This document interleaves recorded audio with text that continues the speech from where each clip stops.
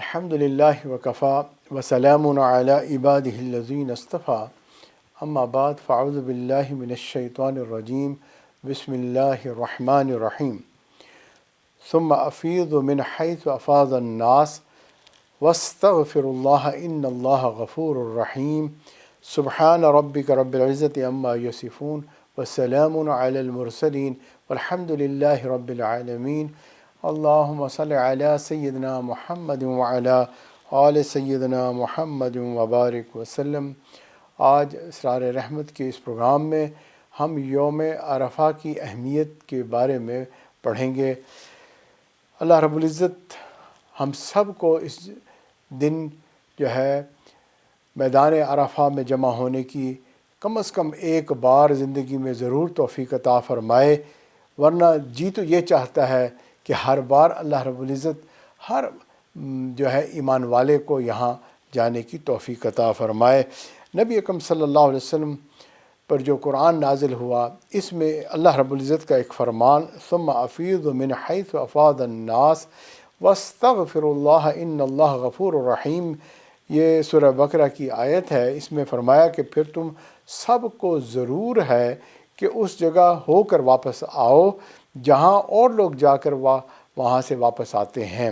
اور احکام حج میں جو پرانی رسمیں پر عمل کرنے سے جو لوگ جو ہے عمل کرتے تھے وہ نہ کریں، یعنی خدا تعالیٰ کے سامنے توبہ کریں۔ یقیناً اللہ تعالیٰ معاف کرنے والے، مہربانی فرمانے والے ہیں۔ ہم عائشہ نے بیان فرمایا کہ ہوتا یہ تھا کہ جو قبل از اسلام جو قریش تھے، مکے والے تھے، یہ کیونکہ حدود حرم میں رہتے تھے اور تمام لوگ سفر کر کے وہاں جایا کرتے تھے، لہٰذا یہ باقی قبیلوں کے اوپر اپنی اہمیت کو ثابت کرنے کے لیے یہ جو ہے مختلف انداز اختیار کرتے تھے اور مختلف پابندیاں ان پر لگاتے تھے۔ اب اس میں سے ایک انداز یہ بھی تھا کہ جب سب لوگ یوم عرفہ کے لیے روانہ ہو جاتے تھے، یہ مزدلفہ جا کے ٹھہر جاتے تھے، کیونکہ عرفہ جو ہے وہ حدود حرم سے باہر ہے، اور یہ کہتے تھے کہ ہم تو حرم والے لوگ ہیں، ہم بڑی فضیلت والے ہیں، اور ہم جو ہے باہر نہیں جائیں گے بلکہ ہم مزدلفہ میں ٹھہرے رہیں گے۔ باقی سارے لوگ جو دوسرے قبیلوں سے آتے تھے سفر کر کے، وہ عرفہ جاتے تھے، وہاں دعا مانگتے تھے، وہاں وقوف کرتے تھے۔ جب لوٹ کر واپس مزدلفہ رات قیام کے لیے آتے تھے تو پھر یہ لوگ ان کے ساتھ مل جاتے تھے اور وہاں سے یہ مینا آ جاتے تھے۔ اب اللہ کے نبی صلی اللہ علیہ وسلم بھی قریشی تھے، اور فتح مکہ کے بعد بہت سارے جو لوگ تھے قریش کے وہ بھی ایمان لے آئے تھے۔ اب اللہ رب العزت نے یہ آیت نازل فرما کر حکم دے دیا اپنے محبوب کو کہ آپ بھی جیسے اور لوگ جا رہے ہیں، جیسے جاتے تھے، آپ بھی اسی طرح جو ہے عرفہ جائیں۔ اب اس سے ہمیں عرفہ کی اہمیت کا پتہ چل گیا کہ عرفہ کی اہمیت ہے اور سب کو وہاں جانا چاہیے، اور وہ جگہ ہے، وہ مقام ہے کہ جہاں پر حج ہے۔ نبی اکرم صلی اللہ علیہ وسلم نے فرمایا حج تو ہے ہی عرفہ ہے جی۔ اسی طرح طواف زیارہ اور جو ہے وقوف عرفہ، یہ دو دن ایسے ہیں، دو چیزیں ایسی ہیں جن سے حج تکمیل ہو جاتی ہے، یہ رکن ہے، ان کے بغیر حج مکمل نہیں ہوتا ہے جی۔ اگر ان میں سے کوئی چیز چھوٹ جائے تو دوبارہ سے حج پورا کرنا پڑے گا۔ تو لہٰذا جو ہے سب کو حکم ہو گیا کہ یہاں پر چلے جائیں آگے بڑھتے ہوئے، اور جو ہے عرفہ کی فضیلت کو پائیں۔ نبی اکرم صلی اللہ علیہ وسلم بھی وہاں تشریف لے گئے۔ اب دیکھو اس سال کرونا وائرس کی وجہ سے کتنے لوگ جو ہے یہاں نہیں جا سکے، چند ہزار بندے، جبکہ پہلے لاکھوں کی تعداد میں، ملینز کی تعداد میں یہاں لوگ جمع ہوتے تھے، پوری جو ہے امت کے لیے دعائیں مانگتے تھے، اپنے آبا کے لیے، علماء مشائخ کے لیے نبی اکرم صلی اللہ علیہ وسلم پہ درود و سلام بھیجتے تھے، اور اللہ تعالیٰ کے سامنے گڑ گڑاتے تھے، روتے تھے، اپنی آخرت کے بارے میں فریادیں کرتے تھے۔ اس سال ہماری محرومی ہے کہ ہم نہیں جا پا رہے، اور جو ہے اتنی بابرکت سفر سے جو ہے دور ہیں، اور جو ہے کاش کہ ہم بھی وہاں ہوتے۔ تو بھئی یہ کیفیت ہمارے دل میں ہونی چاہیے۔ ہے نا. خاص طور پر جو لوگ کبھی بھی نہیں جا سکے ان کے لیے تو بہت ہی زیادہ یہ اس بات کی اہمیت ہونی چاہیے کہ دیکھو ایسا بھی ہو جاتا ہے جی، ایک چھوٹے سے وائرس کی وجہ سے اتنے بڑے جو ہے فریضے سے ہم محروم ہو گئے. تو آئندہ جانے کی ہم بھی نیت کرتے ہیں. انشاءاللہ آپ حضرات بھی جو ہے اس بات کی نیت کر لیں، اور اس کی فضیلت اور اس کی اہمیت جو ہے اب ہم انشاءاللہ پڑھیں گے کہ یوم عرفہ کی اہمیت کیا ہے. تو پھر انشاءاللہ تعالی ہمیں بات سمجھ میں آ جائے گی کہ بھئی یہ کتنا اہم فریضہ ہے جو اس وقت چھوٹ گیا، اور چند لوگ جو کر رہے ہیں اللہ تعالیٰ ان کی دعاؤں میں ہمیں بھی شامل فرما لے، اور جو ہے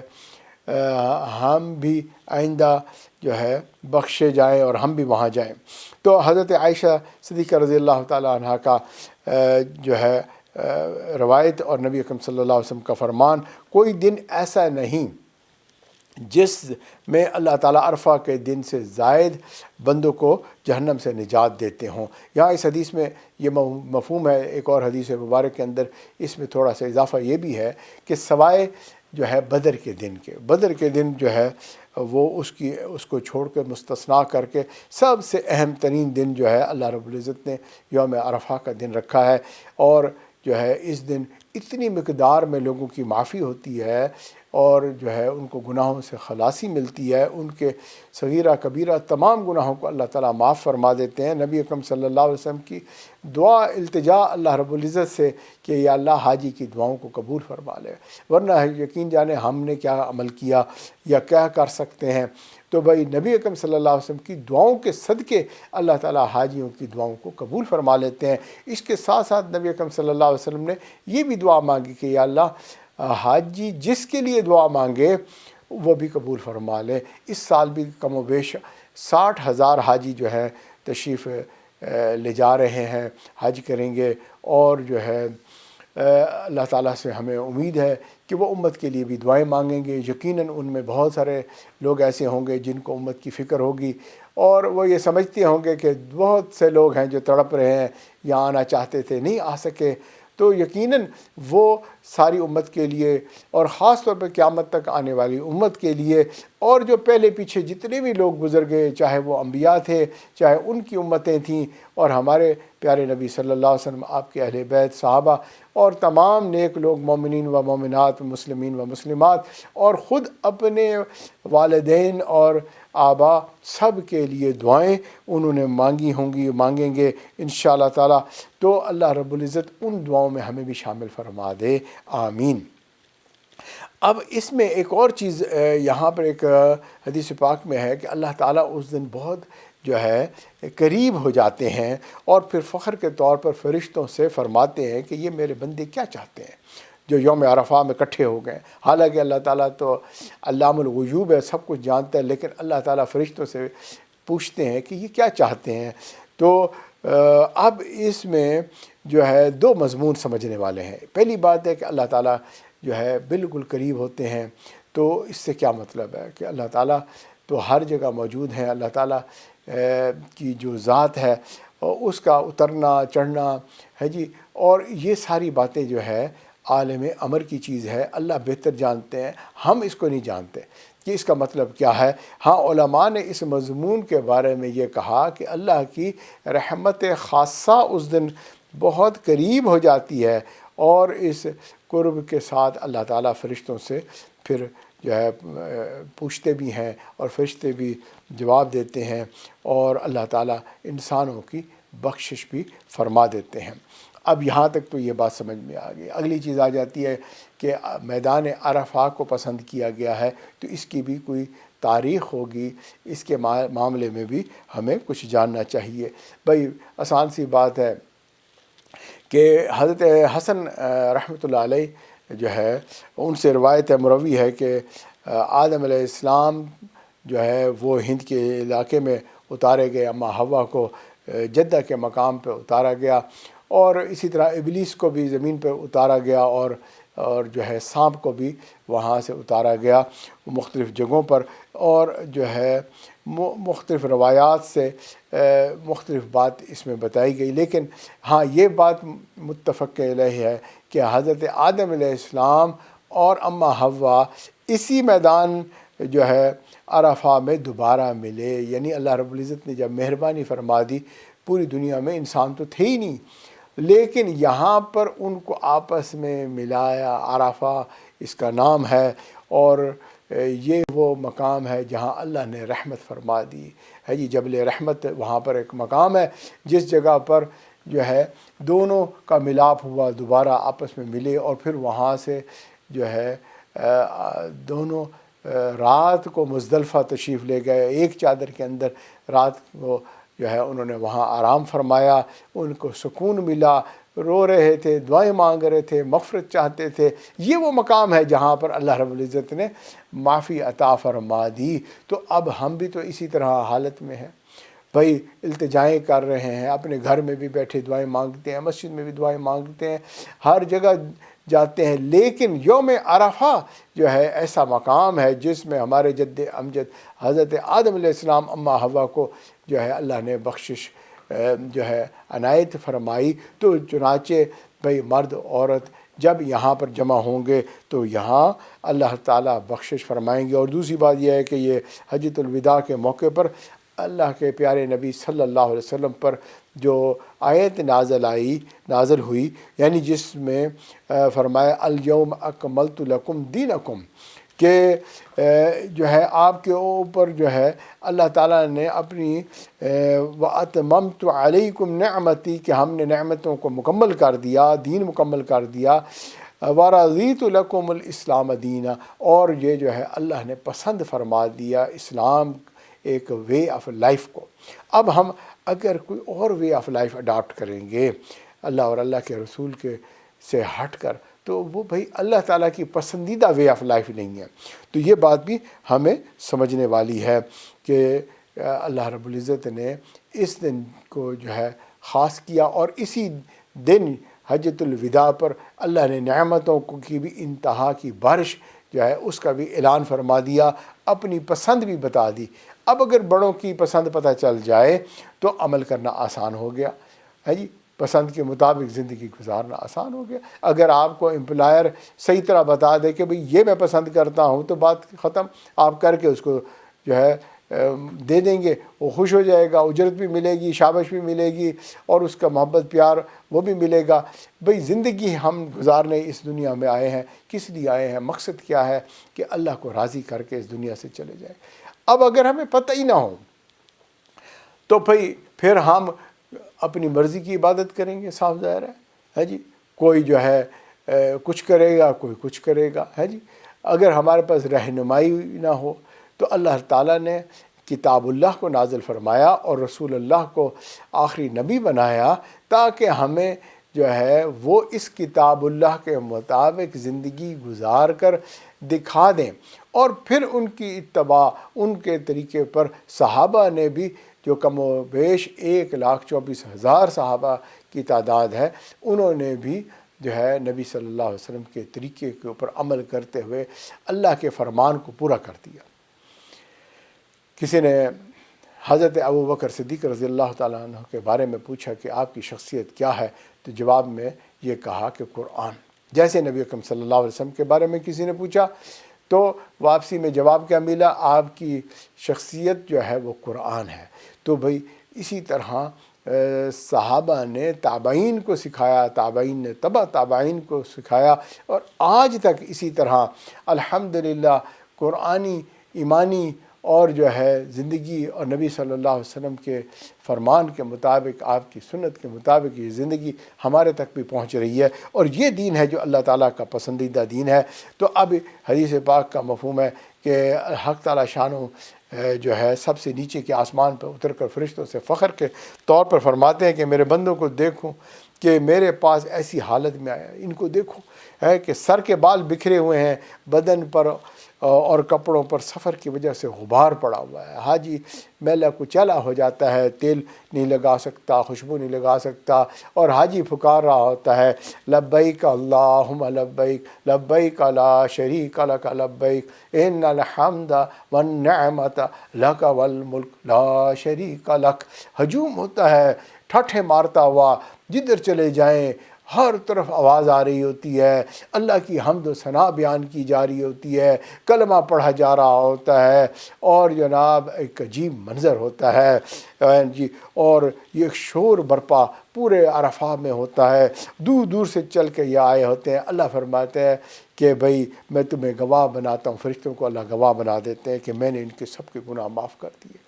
ایسا کر دیا جیسے آج ان کی ماں نے ان کو جنم دیا ہے جی۔ تو یہ جو ہے زبردست بات ہے۔ فرشتے پوچھتے ہیں فلاں بندہ فلاں عورت وہ تو اس حال میں نہیں آئے تھے، وہ تو پتہ نہیں کیا کر کے آئے تھے، برے حال کے لوگ ہیں۔ اللہ فرماتے ہیں میں نے سب کو معاف کر دیا۔ تو لہٰذا اس میں یہ بھی ایک حکم ہے کہ جب عرفات سے حاجی واپس آ رہا ہو تو شک نہ رکھے، اللہ پہ یقین رکھے کہ اللہ نے معاف کر دیا۔ یوم عرفہ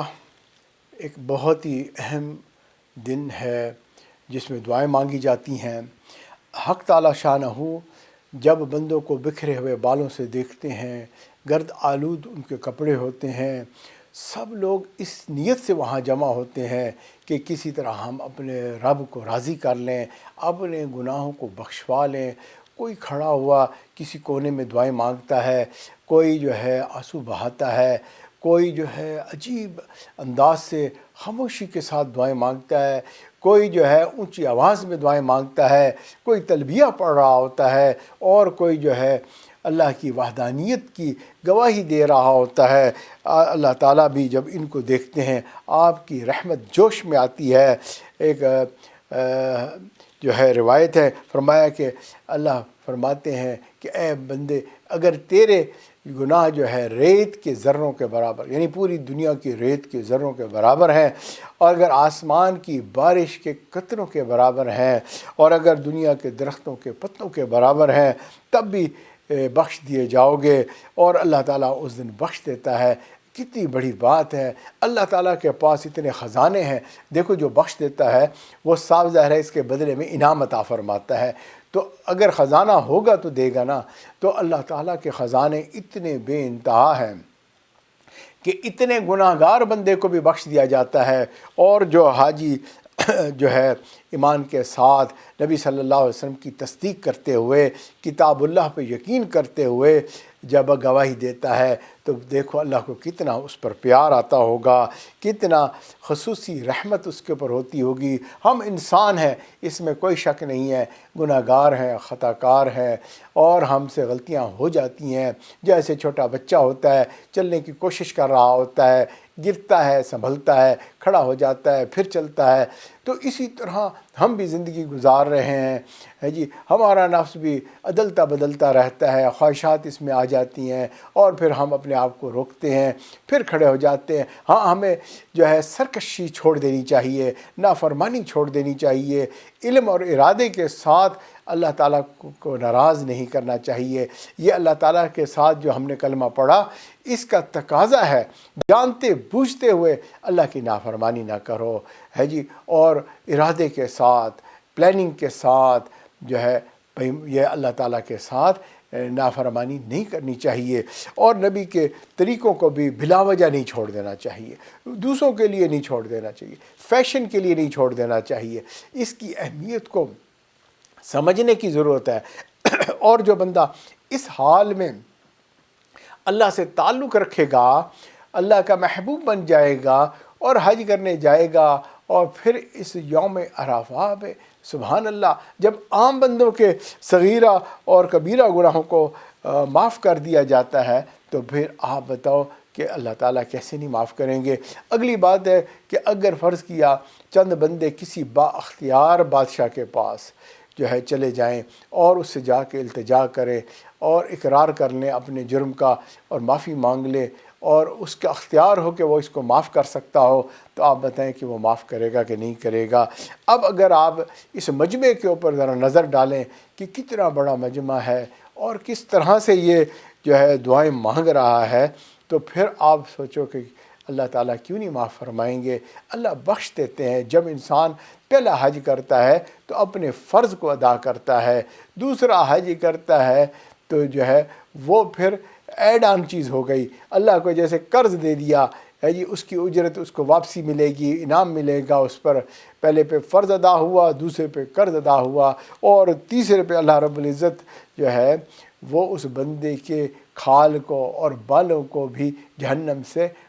جو ہے بری کر دیتے ہیں۔ سبحان اللہ، کتنی بڑی بات ہے کہ اس حج کے فریضے سے کتنے گناہ معاف ہوتے ہیں، ہے جی۔ تو اب یہ حج جو ہے اللہ کرے کہ نصیب ہوتا رہے، کبھی بھی اس میں کوئی رکاوٹ نہ آئے۔ اسی لیے نبی اکرم صلی اللہ علیہ وسلم نے فرمایا کہ غزوہ بدر کے علاوہ باقی تمام دنوں میں سب سے اعلیٰ افضل دن یوم عرفہ ہے جی۔ اس دن شیطان ذلیل ہو جاتا ہے، وہ اپنے سر پہ مٹی ڈالتا ہے اور جو ہے وہ اس کو بہت غصہ آتا ہے، اور یوم عرفہ میں اللہ کی رحمت کی کثرت ہوتی ہے جو بندوں کے اوپر نازل ہو رہی ہوتی ہے، اور گناہوں کو معاف کیا جا رہا ہوتا ہے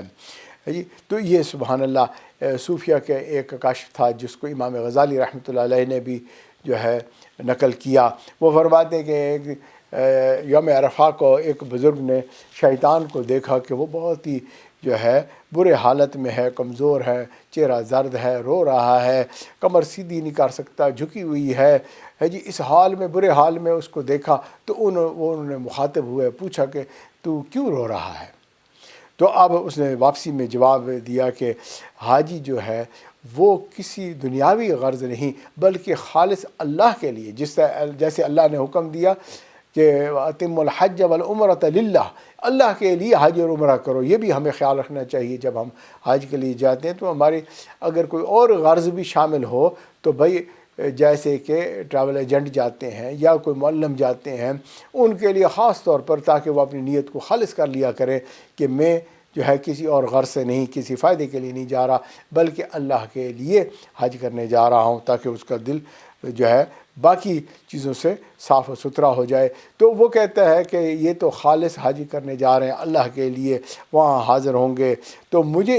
جو ہے اس بات کا غم چڑھا ہوا ہے، میں اس بات پہ رو رہا ہوں کہ اللہ تعالیٰ بھی تو ان کو نامراد نہیں بھیجیں گے۔ سبحان اللہ۔ اب دیکھو شیطان کی تو رونے کی بات ہے، ہمارے لیے ہنسنے والی بات ہے، خوش ہونے والی بات ہے کہ اللہ تعالیٰ نامراد نہیں بھیجیں گے۔ یہ شیطان کو بھی پتہ ہے کہ ان بندوں کو اللہ تعالیٰ جو ہے ضرور عطا کر کے بھیجیں گے، تو لہٰذا اس کو غم ہو رہا ہے، وہ رو رہا ہے۔ اس بزرگ نے فرمایا اچھا یہ بتا کہ تو دبلا کیوں ہو گیا، کمزور کیوں ہوتا جا رہا ہے؟ وہ کہتا ہے اس لیے کہ جن وہیکلز کے اوپر یہ چڑھ کر آئے ہیں اور یہ راستوں میں یہ پھر رہے ہیں کہ اس کی وجہ سے جو ہے نا میں دبلا ہو رہا ہوں۔ کاش کہ یہ جو سارے وہیکلز ہیں، جیسے پہلے زمانے میں تو جانور استعمال ہوتے تھے، گھوڑے ہوتے تھے، اور آج جو ہے گاڑیاں ہیں، بسیں ہیں، مختلف جہاز ہیں، تو وہ کہتے ہیں کاش کہ یہ لہو و لعب کے لیے جو ہے کھیل تماشوں کے لیے جو ہے نا یہ گاڑیاں استعمال ہوتی، یہ سارے لوگ جو ہے کسی کلب میں جاتے، کسی ایسی جگہوں پہ جاتے جہاں ان کا وقت برباد ہوتا ہے جی، لوگوں کا نقصان ہوتا، تو مجھے کتنا اچھا لگتا۔ لیکن یہاں پر اتنے وہیکل استعمال ہو رہے ہیں اور میں ان کی وجہ سے دبلا ہوا چلا جاتا ہوں۔ پھر انہوں نے پوچھا اچھا یہ بتا تیرا رنگ زرد پڑا ہوا ہے، اس کی کیا وجہ ہے؟ تو وہ کہنے لگے کہ یہ جو ایمان والے لوگ ہیں، یہ مسلمان ہیں، یہ ایک دوسرے کو بھی نیکیوں پر آمادہ کر رہے ہیں۔ حاجی کی مدد کرتا ہے، حاجی کو پانی پلاتا ہے، اگر کوئی بیمار ہو جائے تو اس کی خدمت کرتا ہے، اور حاجی کے پاس کوئی پیسہ ویسہ کا مسئلہ ہو جائے اس کو لوگ خیرات بھی دے رہے ہوتے ہیں، صدقہ بھی دے رہے ہوتے ہیں وہاں پر۔ تو ایک دوسرے کے ساتھ نیکیاں کر رہے ہیں اور ایک دوسرے کو جو ہے موٹیویٹ کر رہے ہوتے ہیں کہ تم بھی کرو، اور اس کی وجہ سے جو ہے میرا رنگ زرد پڑا ہوا ہے، فکر کی وجہ سے کہ یہ تو جو ہے کس طرح ایک دوسرے کی مدد کرتے چلے جا رہے ہیں اور جو ہے گناہوں سے بھی روک رہے ہیں، کیونکہ یہ بھی ایک بڑی اہم بات ہوتی ہے کہ حاجی جب حج کرنے جاتا ہے اس سے کوئی غلطی نہ ہو جائے، رفث فسوق نہ ہو جائے، جدال نہ ہو جائے۔ کوئی دو بندے لڑ رہے ہوتے ہیں، جلدی سے تیسرا حاجی کہتا ہے کہ بھئی معاف کرو معاف کرو، چلو بھئی چلو، تو امن رہتا ہے وہاں پر۔ اور جو ہے کوئی بندہ بھی کوئی گناہ کرنے لگتا ہے تو اس کو بھی روکا جاتا ہے، حاجی صاحب کیا کرنے لگے ہو، ہے جی۔ تو اس طرح سے یہ ایک دوسرے کی مدد کرتے ہیں۔ وہ کہتے ہیں کاش کہ یہ گناہوں کے لیے ایک دوسرے کی مدد کرتے ہیں۔ پھر وہ کہتے ہیں اچھا تیری کمر کیوں جھکی ہوئی ہے؟ تو وہ کہتے ہیں کہ یہ بندے بڑے عجیب ہیں جو یہاں پر آئے ہوئے ہیں، ان کو ایک ہی فکر لاحق ہے کہ ہمارا خاتمہ بالخیر ہو جائے، ہے جی، اور ہم کامیاب لوٹ کر اس دنیا سے چلے جائیں۔ ان کو اپنے خاتمے کی فکر لگی ہوئی ہے۔ جب خاتمے کی فکر لگی ہوئی ہے تو یہ حاجی صاحب اپنے حاجی پہ گھمنڈ کیسے کریں گے؟ یہ کیسے کہیں گے کہ میں نے اتنے حج کیے ہوئے ہیں؟ ان کو تو خاتمے کی فکر ہے، جتنے مرضی حج کر لیے، جو مرضی کر لیا، ان کو ایک فکر لگی ہوئی ہے کہ بھائی یہ خاتمہ بالخیر۔ ہاں حج قبول ہو گئے، اللہ نے بلایا، بالکل قبول ہے، مقبول ہے، اللہ تیرا شکر ہے، الحمدللہ۔ اپنے گھر بلا کر کوئی کسی کو بے عزت نہیں کرتا، بھائی اللہ نے بلایا ہے تو اللہ کیوں بے عزت کر دیں گے، ہے جی۔ لیکن فکر یہ ہے کہ کیا یہ نعمتیں ہم لے کر اس دنیا سے جا سکیں گے یا شیطان رستے میں برباد کر دے گا، کیونکہ حاجی جب جو ہے حج کر کے وہاں سے واپس نکلتا ہے، شیطان اپنے لشکر کو ان کے پیچھے لگا دیتا ہے تاکہ وہ ان کی نیکیوں کو برباد کر دیں، ان کے ارادوں کو جو ہے کمزور کر دیں اور ان کو دنیا میں دوبارہ محو کر دیں، مصروف کر دیں۔ بھائی یہ بھی ہمیں خیال رکھنے والی بات ہے۔ اچھا، اسی طرح ایک اور حدیث پاک کا مفہوم ہے کہ یہود کے بعض علماء حضرت عمر رضی اللہ تعالیٰ عنہ کے پاس تشریف لائے اور کہنے لگے کہ بھائی یہ جو آیت نازل ہوئی ہے آپ کے دین کی تکمیل کے بارے میں، اللہ کی نعمتوں کے مکمل ہونے پر جو ہے، اگر یہ ہمارے جو ہے نازل ہوتی ہماری اس امت پر تو ہم اس دن جشن مناتے، عید مناتے۔ تو حضرت عمر رضی اللہ تعالیٰ عنہ نے پوچھا کہ کون سی آیت؟ انہوں نے کہا الیوم اکملت لکم دینکم۔ تو حضرت عمر رضی اللہ تعالیٰ عنہ فوراً پہچان گئے کہ یہ کیا کہنا چاہتے ہیں، ہے جی۔ آپ نے فرمایا کہ بھئی ہمارا تو یہ دن ویسے ہی جشن والا ہے جی، ہم کیوں کوئی ڈیزائن کریں گے یا ہم کیوں اس کو جو ہے فیصلہ کریں گے؟ یہ تو پہلے جو ہے جمعہ کا دن تھا اور یوم عرفہ تھا، اور وہ تو دن مسلمانوں کے لیے بہت ہی خوشی والا دن ہوتا ہے، اور اسی دن اللہ نے یہ نعمت کی تکمیل اور دین اسلام کی پسندیدگی کا بھی اعلان فرما دیا، تو ہم تو اس کو جو ہے ہر سال ہی مناتے ہیں، اور ہم تو اس بات پہ بڑا ہی اللہ کا شکر گزار ہیں۔ اور بھائی الحمدللہ آج ہمیں بھی زندگی میں یوم عرفہ جو ہے وہ دیکھنے کو مل رہا ہے۔ اس دن ہم اپنی توجہ جو ہے حجاج کے ساتھ رکھیں۔ اگر حج پہ ہوتے تو ہم وہاں عبادت میں لگے ہوتے، ہم تلبیہ پڑھ رہے ہوتے، ہم وہاں پر کلمہ شہادت پڑھ رہے ہوتے، ہم عبادت میں لگے ہوتے، لیکن بھئی مجبوری کی وجہ سے ہم نہیں کر پا رہے، تو لیکن ہمارے دل جو ہے، ہمارا دماغ جو ہے وہ تو حاجیوں کے ساتھ رہنا چاہیے۔ تو اس سارے ٹائم میں، اور دوسری بات ہے کہ بھئی جو پیغام ہے اس ساری چیز میں، وہ بھی ہمیں یاد رکھنا چاہیے کہ یہ دین مکمل ہوا، اب ہم نے اس دین پر عمل کرنا ہے۔ تو لہٰذا جو ہے ذوق و شوق کے ساتھ اس کیفیت کے اندر ہمیں جو ہے رہنا چاہیے، دین کی اہمیت کو سمجھنا چاہیے۔ تو نبی اکرم صلی اللہ علیہ وسلم پر یہ جب آیت نازل ہوئی تو آپ اس وقت اونٹنی پر سوار تھے۔ اکثر یہ ہوتا تھا کہ یہ اونٹنی جو ہے ٹھہر جاتی تھی جب بھی، اور اپنی گردن کو یوں گرا دیتی تھی جیسے بڑے بوجھ میں ہوتی ہے۔ لیکن جب یہ آیت نازل ہوئی تو اس وقت آپ کی اونٹنی بیٹھ گئی، یعنی وزن برداشت نہیں کر سکی۔ قرآن مجید کے اندر ثقل ہے، یعنی کہ اس کا ویٹ ہے، ہیوی یہ کلام ہے، اور جو ہے اللہ رب العزت نے اس کو جو ہے ہمارے لیے آسان فرما دیا ہے جی۔ ہم اس کو ترتیل کے ساتھ پڑھ لیتے ہیں، یہ اللہ تعالیٰ کا کرم ہے، ورنہ ایک ایک آیت کا حکم جو ہے بڑا فضیلت والا، بڑا وزنی ہے۔ تو اب اونٹنی جو ہے وہ بیٹھ جاتی تھی، تو جب یہ آیت آئی تو وہ کھڑی نہ ہو سکی۔ اس سے ہم بھی اندازہ کریں کہ اللہ رب العزت نے اتنی بڑی نعمت عطا فرمائی۔ دو نعمتیں ہیں جس کا ہم شکر ادا نہیں کر سکتے۔ بھئی ایک تو اللہ نے ہمیں دین اسلام عطا فرما دیا، خاص طور پر ہم وہ لوگ جو پیدائشی مسلمان ہیں، کتنی بڑی بات ہے۔ ہمیں ایک وے آف لائف بتا دیا، صراط مستقیم ہمیں دکھا دیا کہ اس راستے سے چلتے ہوئے جنت میں پہنچ جاؤ، سبحان اللہ۔ اور اس کے ساتھ ساتھ ہمیں نبی اکرم صلی اللہ علیہ وسلم کی امت میں پیدا فرما دیا۔ اتنا بڑا انعام، اتنا بڑا انعام کہ ہم اس کا جتنا بھی شکر ادا کرنا چاہیں ادا کر نہیں سکتے، ہے نا۔ اور پھر یہ بھی غم نہ کرنا کہ بھئی ہم صحابہ میں نہیں، ہم اللہ کے نبی صلی اللہ علیہ وسلم کو نہ دیکھ سکے؟ بھئی پہلی بات تو یہ ہے، ایمان کے ساتھ اگر ہم چلے گئے، اس دین اسلام پر عمل کرتے ہوئے چلے گئے، انشاءاللہ اللہ تعالی ہمیں نبی اکرم صلی اللہ علیہ وسلم کے قدموں میں جگہ عطا فرما دیں گے، ہم نبی اکرم صلی اللہ علیہ وسلم سے ملیں گے۔ اور دوسری بات ہے، یہ بھی اللہ تعالیٰ کی مہربانی ہے کہ اگر نبی اکرم صلی اللہ علیہ وسلم کے زمانے میں ہم ہوتے، شاید ہم آقا صلی اللہ علیہ وسلم کا وہ ادب نہ کر سکتے۔ آج ہم موجہ شریف پہ حاضری دینے جاتے ہیں، تھوڑی دیر کے بعد ہمارے اوپر غفلت طاری ہو جاتی ہے، تھوڑی دیر کے بعد ہم دنیا کو دیکھنا شروع کر دیتے ہیں، عین موجہ شریف کے سامنے بعض اوقات ایک دوسرے سے جھگڑنا شروع کر دیتے ہیں۔ حالت تو ہماری اتنی بری ہے۔ اگر اللہ کے نبی صلی اللہ علیہ وسلم موجود ہوتے پھر کیا ہوتا؟ اچھا، دین اسلام کے اندر جو اللہ تعالیٰ نے نعمتیں ہمیں عطا فرمائی ہیں، کتنی مرتبہ ایمان والے جو ہے اس کے بارے میں سوچنا شروع کر دیتے ہیں کہ یہ کیا چیز ہے، یہ کیوں ہے جی؟ تو اگر ہم اس وقت پیدا ہوتے تو پھر ہمارا کیا حال ہوتا؟ ہمارے سے کوئی غفلت ہو جاتی، غلطی ہو جاتی۔ تو اس لیے جس حال میں اللہ نے پیدا فرمایا، شکر کرنا چاہیے اور اللہ تعالیٰ کے حکم کی فرما برداری میں لگ جانا چاہیے کہ اللہ تعالیٰ نے یہ زندگی عطا فرمائی ہے اور ہم اس زندگی میں عمل کرتے ہوئے اس دنیا سے جائیں، اللہ کو راضی کرتے ہوئے جائیں اور آخرت کے جو ہے جو نعمتیں اللہ نے ہمارے لیے رکھی ہوئی ہیں ان کو حاصل کرنے والے بن جائیں، اللہ کا دیدار مل جائے، اللہ کا قرب مل جائے، نبی اکرم صلی اللہ علیہ وسلم کے قدموں میں ہمیں جگہ مل جائے۔ تو بہرحال یہ ہے کہ اس ساری چیز کو ذہن میں رکھتے ہوئے جو ہے ہم اپنی زندگی کو ڈیزائن کریں اور اس کے مطابق زندگی کو بسر کریں۔ یوم عرفہ کی اہمیت جو وہاں پر موجود اس وقت ان کے لیے بھی بہت اہمیت اور ہمارے لیے بھی بہت اہمیت، کیونکہ وہ تمام ایمان والوں کے لیے، تمام انسانوں کے لیے دعا مانگ رہے ہیں اور ہمیں بھی اللہ تعالیٰ ان کی دعاؤں میں شامل فرمائے۔ اب آئیے ہم جو ہے یہ چیز سمجھنے کی کوشش کرتے ہیں کہ ہمارے پیارے نبی صلی اللہ علیہ وسلم نے عرفہ کا دن کیسے گزارا اور کیا اعمال کیے۔ تو بھئی ایسا ہے کہ نبی اکرم صلی اللہ علیہ وسلم مینا سے عرفہ تشریف لے جاتے ہیں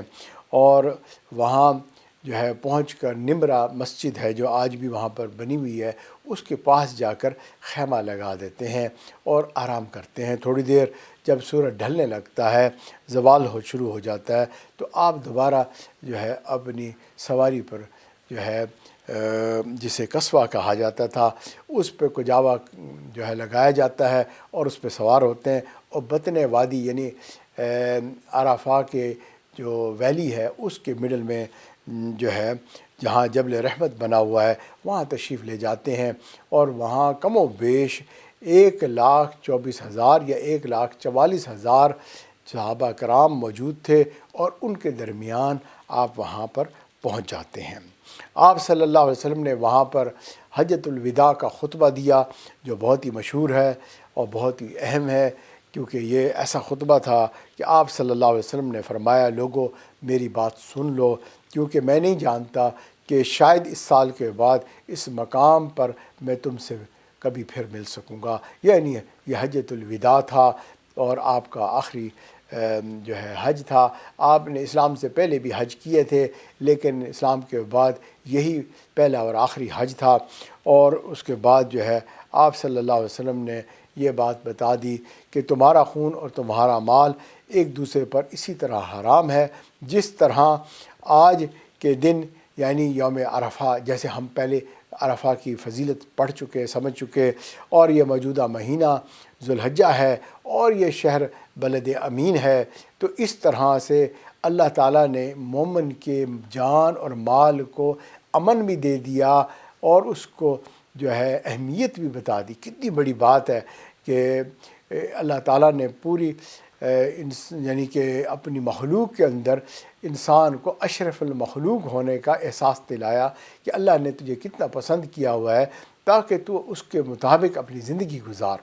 اور کوئی بھی کسی کو دکھ نہ دے، تکلیف نہ پہنچائے، کسی کو پریشان نہ کرے، اور جو ہے اس کے بارے میں غیبت نہ کرے، بہتان نہ کرے، اس سے جھگڑا نہ کرے، گالی نہ دے، اس کو کوئی تہمت اس پہ نہ لگا دے، اور اسی طرح بھائی اس کے مال کی بھی حفاظت کرے۔ اب مال کی حفاظت کے بارے میں بھی بتا دیا اور جان کے بارے میں بھی بتا دیا، اور اس کے ساتھ ساتھ فرمایا سن لو جاہلیت کی ہر چیز میرے پاؤں تلے روند دی گئی ہے۔ سبحان اللہ۔ یعنی یہ جتنے بھی دوسرے فیشن ہیں، دوسرے کلچرز ہیں، چاہے وہ اسلام سے پہلے کے کلچرز ہیں یا اسلام آنے کے بعد پوری دنیا کے اندر چاہے کوئی بھی فیشن ہے، چاہے وہ کوئی بھی جو ہے لوگوں کی ہیبٹس ہیں جو اسلام میں نہیں ہیں، وہ بھائی سب کے سب اللہ کے نبی صلی اللہ علیہ وسلم نے روند کے رکھ دی، ختم کر دی۔ فرمایا کہ یہ لائف سٹائل ہونا چاہیے، یہ انداز ہونا چاہیے، اور یہی اللہ کا پسندیدہ ہے، اور یہی دین کامل ہے، اور جو ہے اللہ تعالیٰ اسی کے بدلے جنت میں اجر عطا فرمائیں گے، اور جو ہے انسان جو ہے اللہ کو اسی کے ذریعے سے راضی کرے گا۔ چنانچہ اب ہم نے جس طرح سے کہا کہ جان کے بارے میں، تو جان کے بارے میں یہ ہے کہ سب سے بڑا نقصان جان کو جو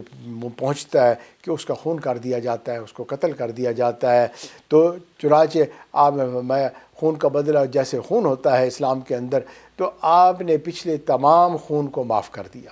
اللہ اکبر، رحمت للعالمین ہے جی۔ اور آپ نے فرمایا کہ پہلا خون جسے میں ختم کر رہا ہوں وہ ربیعہ بن حارث کے بیٹے کا خون ہے، اور یہ چھوٹے سے بچے تھے اور ان کو جو ہے قتل کیا گیا تھا، آپ نے اس کو معاف کر دیا۔ آپ اندازہ کریں کہ معافی دینے کا سبق بھی سکھا دیا، اور کہا دیکھو پچھلے تمام اسی طرح خون معاف ہو گئے، آئندہ جو ہے یہ غلطی نہیں کرنا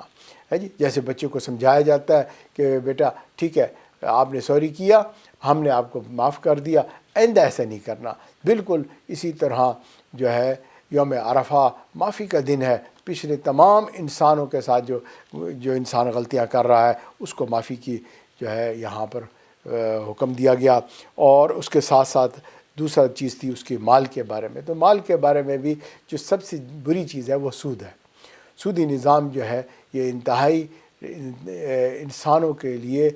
مالی اعتبار سے، اکنامک وے سے یہ بہت ہی جو ہے برا نظام ہے، اور اس سے انسانوں کو بہت تکلیف پہنچتی ہے۔ امیر امیر تر ہو جاتا ہے، غریب غریب تر ہو جاتا ہے۔ تو آپ نے فرمایا کہ جو ہے نا ایک مثال پیش کر کے کہ جو ہے پہلا سود جسے میں ختم کر رہا ہوں وہ عباس بن عبد المطلب کا سود ہے، جو لوگوں نے ان سے ادھار لیے ہوئے تھے اور وہ سود مقرر کیے ہوئے تھے، میں نے سب کے سب معاف کر دیے۔ آج کے بعد کوئی بھی سود خوری نہیں کرے گا، کوئی بھی سود نہیں لے گا۔ تو اس طرح سے تمام سود ختم ہو گیا، اور اللہ کے نبی صلی اللہ علیہ وسلم نے جان کی بھی حفاظت اور مال کی بھی حفاظت کا یہاں پر اعلان اکٹھا کر دیا۔ انسان کی جو پوزیشنز ہوتی ہیں وہ یہی چیزیں ہوتی ہیں۔ اب اگلی چیز ہے کہ انسان کی پوزیشن میں اس کی اہل و عیال ہوتے ہیں، تو لہٰذا اس کے بارے میں بھی اب پروٹیکشن جو ہے عطا کی گئی، اور کہا ہاں عورتوں کے بارے میں اللہ سے ڈرو ہے جی، کیونکہ اللہ رب العزت نے یہ آپ کو امانت دی ہوئی ہے، یہ اللہ کے حکم کے ذریعے سے حلال ہوئی ہے، اللہ کے کلمے سے حلال ہوئی، بمطابق جو ہے شریعت محمدی نکاح کے وقت سمجھایا جاتا ہے کہ یہ نکاح جو پڑھا جا رہا ہے ہر عورت حرام ہے جی، ہر عورت جو ہے مرد کے لیے حرام ہے، الا وہ جس کا نکاح اس کے ساتھ ہو گیا۔ جیسے کہ جنت میں بھی اللہ رب العزت جس کے ساتھ نکاح کر دیں گے وہ حلال ہو جائے گی ہے جی، اسی طرح دنیا میں بھی اللہ رب العزت نے جو ہے جس کو ایمان کے ساتھ اور شریعت کے قانون قاعدے کے مطابق جو ہے نکاح سے آپ نے قبول کر لیا، اور جو ہے وہ آپ کے لیے جائز ہو گئی۔ اب جب جائز ہو گئی، اللہ تعالیٰ نے ایک دوسرے کے لیے ان کو جو ہے محبت کے لیے پیدا فرما دیا، سکون کے لیے پیدا فرما دیا۔ اس سے انسان کی جو ہے اس کو تسکین ملتی ہے جی، اور جو ہے اس کو فائدے نصیب ہوتے ہیں، لہٰذا اس کے ساتھ سختی نہیں کرنی چاہیے جی۔ انسان جو ہے بھول جاتا ہے کہ یہ تو میرا سکون تھا، یہ مجھے سکون جو ہے فراہم کرتی ہے، تو جب مردوں کو یہ حکم دے دیا تو صاف ظاہر ہے عورتوں پر بھی یہ حکم آ گیا ہے جی عورتوں کو بھی کہا کہ اب مردوں کے ساتھ خیانت نہیں کرنا، اس کے ساتھ جو ہے اگر تم کسی اور کی ہو کے رہ جاؤ گی، کسی اور کو بھی دیکھو گی اور کسی اور کے لیے بنو گی سنورو گی تو یہ سب اس کے ساتھ خیانت ہو جائے گی۔ تم اب خالص اپنے آپ کو اپنے خاوند کے لیے وقف رکھو، کیونکہ اللہ نے تمہیں حلال کیا ہوا ہے۔ اپنی مرضی کی بات نہیں ہوتی کہ بھئی جو چیز چاہے میں کرتی پھروں، ہے جی۔ تو لہٰذا جو ہے ایسا کوئی عمل نہ کرنا کہ جس سے تمہارے خاوند کی عزت میں حرف آئے اور جو تمہاری امانت جو تمہیں اللہ نے بنایا اس میں کوئی کمی بیشی آ جائے۔ اور اسی طرح خاوند کے مال کے بارے میں بھی سمجھایا کہ اس کو بھی جو ہے تم نے کوئی بھی غلط استعمال میں نہیں لانا، اس کی بھی حفاظت کرنی، یعنی بیسیکلی دونوں کو، میاں بیوی کو ایک دوسرے کے لیے، بلکہ قرآن مجید میں تو میاں بیوی کو ایک دوسرے کا لباس کہا ہے کہ یہ بالکل ایسا قریب ہیں، ایک دوسرے کو ایسے پروٹیکٹ کرنے والے ہیں، ایک دوسرے کو اتنی راحت دینے والے ہیں۔ اس سے اچھی مثال کوئی بندہ بھی میاں بیوی کے بارے میں نہیں دے سکتا۔ اللہ رب العزت نے مثال دے کر سمجھا دیا، میاں بیوی ایک دوسرے کے لیے لباس ہے۔ سبحان اللہ۔ تو اس کے بارے میں نبی اکرم صلی اللہ علیہ وسلم نے یہاں پر یہ بات کہہ دی کہ بھئی جو ہے تم خیال رکھنا اور ان عورتوں کا بھی خیال رکھنا۔ جب عورت کا خیال رکھیں گے، صاف ظاہر ہے اولاد کا بھی خیال رکھیں گے، عورت کے رشتہ داروں کا بھی خیال رکھیں گے، اپنے رشتہ داروں کا بھی خیال رکھیں گے۔ سارا معاشرہ جو ہے پہلے اسی یونٹ سے ہی بنتا ہے، اور جو ہے میاں بیوی کے تعلق سے ہی آگے سارے رشتے سب چیزیں بنتی ہیں، ہے جی۔ ہمارے ماں باپ ہیں تو ہم ان کی اولاد ہیں، ہے نا، اور اسی طرح اگر ہماری بیوی ہے تو بھی ہماری اولاد ہے، اور باقی سارے رشتے ہیں اسی کے ساتھ جڑے ہوئے ہیں۔ اب اس کے بعد یہ بھی بتا دیا کہ میں تمہارے درمیان جو ہے اللہ کی کتاب کو چھوڑ کے جا رہا ہوں، ہے جی۔ تم گمراہ نہیں ہوگے اگر تم کتاب اللہ پر اور سنت رسول اللہ پر عمل کرتے رہو گے۔ دو چیزیں آپ نے اس میں بتائیں کہ اگر اس کے اوپر عمل کرتے رہو گے تو تم کبھی بھی گمراہ نہیں ہوگے، سیدھے راستے سے نہیں بھٹکو گے، جو ہم نماز میں کھڑے ہو کے کہتے ہیں اہدنا الصراط المستقیم، اللہ ہمیں سیدھا راستہ دکھا۔ تو لہٰذا حجۃ الوداع پر ایک بڑی اہم سالڈ بات بتا دی، اور ساتھ ہی ساتھ یہ بھی بتا دیا میرے بعد اور کوئی نبی نہیں آئے گا اور تمہارے بعد کوئی اور امت نہیں ہوگی، یعنی اس کے بعد قیامت آئے گی۔ تو آخری کتاب ہے اور آخری فرمان ہے، اور یہ جو ہے آخری جو ہے وے آف لائف کا طریقہ ہے، اور اس کے بعد کوئی نبی نہیں ہے۔ تو لہٰذا اب یہی دین ہماری زندگی اور یہی دین ہمارا وے آف لائف ہونا چاہیے، اسی کو اڈاپٹ کرنا چاہیے۔ تو یہ یعنی انسانوں کے حقوق سے متعلق بات ہو گئی، اور رہنمائی کے لیے کتاب اللہ اور سنت رسول اللہ یہ گائیڈنس مل گئی۔ اب اس کے بعد اگلی چیز فرما دی جو عبادت کے اندر بڑی خاص ہیں، جس میں سے سب سے پہلی چیز نماز ہے، پھر رمضان کے روزے ہیں، اور اسی طرح مال کی زکوٰۃ ہے، اور حج ہے۔ تو یہ ساری چیزیں بھی جو ہے جو فرائض کہلاتے ہیں، ان کو بھی یاد دہانی کرا دی۔ اب جو فرض پورے کرے گا صاف ظاہر ہے وہ نفلی عبادت بھی کرے گا۔ اب ہم جاتے ہیں حج پہ تو بھئی وہاں جا کر باقی عبادت بھی کرتے ہیں، اللہ اللہ کرتے ہیں، ذکر کرتے ہیں، قرآن مجید کو پڑھتے ہیں، بیٹھ کر حجاج کرام تسبیحات کر رہے ہوتے ہیں، کبھی نفلی عبادت میں جو ہے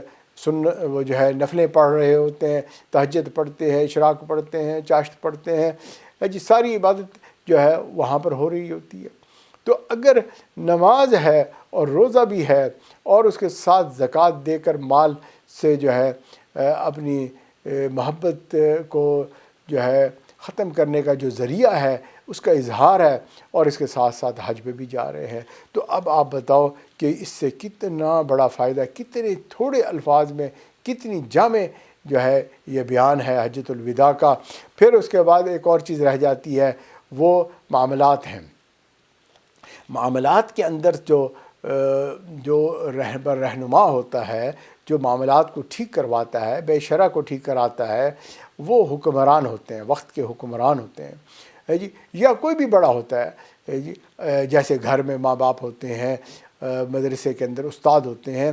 تو حکمرانوں کی اطاعت جب تک کہ وہ اللہ تعالیٰ اور اللہ کے رسول کے مطابق حکم کر رہے ہیں تو وہ بھی لازم جو ہے بتا دی کہ بھی وہ بھی کرتے رہنا، اس میں بھی نافرمانی نہ کرنا، اور جو بندہ یہ کام کرتا رہے گا فرمایا کہ وہ جنت میں داخل ہو جائے گا۔ آخری پیغام ہے کہ جنت میں جانے کا طریقہ کیا ہے کہ یہ سارے کام کرتے رہنا۔ اور اس کے بعد اللہ کے نبی صلی اللہ علیہ وسلم نے صحابہ کو بتایا اب تم سب سے میرے بارے میں سوال پوچھا جائے گا، کیونکہ صحابہ سارے کے سارے عدول تھے، یعنی وہ سچے تھے اور ان سے حدیث کی روایت ہوئی ہے، ان کے بارے میں جرح نہیں ہوتی، یعنی ان کی پرسنالٹی کو جج نہیں کیا جاتا۔ صحابی نے اگر کوئی قول روایت کیا ہوتا ہے تو وہ دین کا حصہ ہے اور اس کی اہمیت ہے۔ تو چنانچہ اللہ کے نبی صلی اللہ علیہ وسلم نے حجۃ الوداع کے اس موقع پر صحابہ کرام سے کہا کہ اب تمہارے سے میرے بارے میں پوچھا جائے گا۔ صحابہ تیار ہو گئے اور جو ہے انہوں نے شہادت دی اور انہوں نے کہا اللہ کے نبی صلی اللہ علیہ وسلم آپ نے تبلیغ کا حق ادا کر دیا ہے۔ اللہ اکبر، یعنی جو پیغام پہنچانا تھا آپ نے پوری خیرخواہی کے ساتھ، دیانتداری کے ساتھ اور پوری تفصیل کے ساتھ ہمیں سمجھا دیا ہے، بتا دیا ہے، ہم بالکل انڈرسٹینڈ کر گئے ہیں۔ اس کے بعد اللہ کے نبی صلی اللہ علیہ وسلم نے اپنی انگلی اٹھائی اللہ کی طرف اور پھر یوں نیچے کرتے ہوئے فرمایا کہ اللہ تو گواہ رہنا۔ 3 مرتبہ اللہ کے نبی صلی اللہ علیہ وسلم نے انگلی اٹھا کے یوں نیچے کیا، پھر ایسے اٹھایا اور پھر نیچے کیا، اور جو ہے آپ کا یہ خطبہ اس وقت تمام لوگ سن رہے تھے جو وہاں پر موجود تھے۔ یہ بھی آپ کا ایک معجزہ تھا کہ جس میں آپ کی آواز ہر طرف جا رہی تھی۔ اور اس کے بعد اللہ عز و جل نے یہ آیت نازل فرمائی الیوم اکملت لکم دینکم واتممت علیکم نعمتی ورضیت لکم الاسلام دینا۔ تو یہ جو ہے آج میں نے تمہارے لیے تمہارا دین مکمل کر دیا اور تم پر اپنی نعمت پوری کر دی اور تمہارے لیے اسلام کو بحیثیت دین پسند کیا۔ اللہ رب العزت نے یہ جب آیت نازل فرما دی، اس کے بعد حضرت بلال رضی اللہ تعالیٰ عنہ نے اذان دی، اللہ کے نبی صلی اللہ علیہ وسلم نے ظہر کی نماز پڑھی، اس کے بعد جو ہے پھر اذان ہوئی اور اس کے ساتھ جو ہے عصر کی نماز بغیر کسی جو ہے فاصلے کے، یعنی کہ ایک کے بعد دوسری نماز پڑھی گئی۔ اس کے بعد اللہ کے نبی صلی اللہ علیہ وسلم اپنی اونٹنی پہ سوار ہوئے اور آپ نے وقوف کیا، آپ نے وہاں پر دعائیں مانگی حتیٰ کہ سورج جو ہے ڈوبنے لگا اور اس کے بعد اس کی زردی ختم ہو گئی، ٹکی جو ہے اس کی سورج کی جو نظر آتی ہے وہ غائب ہو گئی، اور اس کے بعد آپ نے حضرت اسامہ رضی اللہ تعالیٰ کو اپنے پیچھے بٹھایا اور وہاں سے جو ہے مزدلفہ کی طرف روانہ ہو گئے اور رات مزدلفہ میں آپ نے وقوف کیا، وہاں پر ٹھہرے۔ یہاں پر ایک آخری بات کر کے میں اپنی بات کو مکمل کرتا ہوں۔ اللہ کے نبی صلی اللہ علیہ وسلم نے جہاں بے شمار امت کے لیے دعائیں مانگی اور وہاں اللہ تعالیٰ کے حقوق کی جو ہے معافی کے لیے درخواست کی، اللہ نے یہاں پیغام دے دیا کہ اللہ تعالیٰ نے اپنے تمام حق انسانوں کو معاف کر دیے، اور جو ہے اللہ کے نبی صلی اللہ علیہ وسلم نے درخواست کی اللہ بندوں کے اوپر بھی حقوق ہوتے ہیں ان کو بھی معاف کر دیں، لیکن یہاں پر اس کی معافی نہیں ملی، بلکہ جب مزدلفہ میں پہنچے اور وہاں پر آپ نے وقوف کیا صبح کے وقت جو ہے فجر نماز کے بعد، تو اس وقت جبریل علیہ السلام تشریف لائے اور انہوں نے پیغام دیا کہ اللہ نے بندوں کے حقوق بھی معاف کر دیے، اللہ اپنے خزانوں سے بندوں کو دے دیں گے، اور اللہ تعالیٰ بندوں کو ان کے ماں باپ کی وجہ سے، ان کے بہن بھائیوں کی وجہ سے، ان کے عزیز رشتہ داروں، ان کے ہمسایوں، نہ جانے کس کس کو ہم نے دکھ دیا، ان کے بھی حقوق معاف کر دیے۔ حج کا ایسی فضیلت ہے کہ جس میں صغیرہ کبیرہ گناہ معاف ہوتے ہیں، اللہ اور بندوں کے حقوق معاف ہوتے ہیں۔ اللہ تعالیٰ ہم سب کو سعادت عطا فرمائے کہ ہم بار بار حج کریں اپنی زندگی میں، اور اپنے لیے بھی دعائیں مانگیں، اپنے ماں باپ کے لیے، اپنے بڑوں کے لیے، اپنے گھر بار کے لیے، اپنے قیامت تک آنے والی نسلوں کے لیے دعا مانگے۔ نبی صلی اللہ علیہ وسلم پہ جو ہے کروڑوں درود و سلام ہوں، آپ کے اہل خانہ، آپ کے اہل بیت، آپ کے صحابہ، تمام علماء مشائخ کو اللہ تعالیٰ جو ہے ہماری امیدوں سے بھی بڑھ کر اجر عطا فرمائے، کیونکہ ہماری سوچ اتنی نہیں کہ ہم اس کو سوچ سکیں۔ اللہ قبول فرمائے۔ وآخر دعوانا ان الحمد للہ رب العالمین۔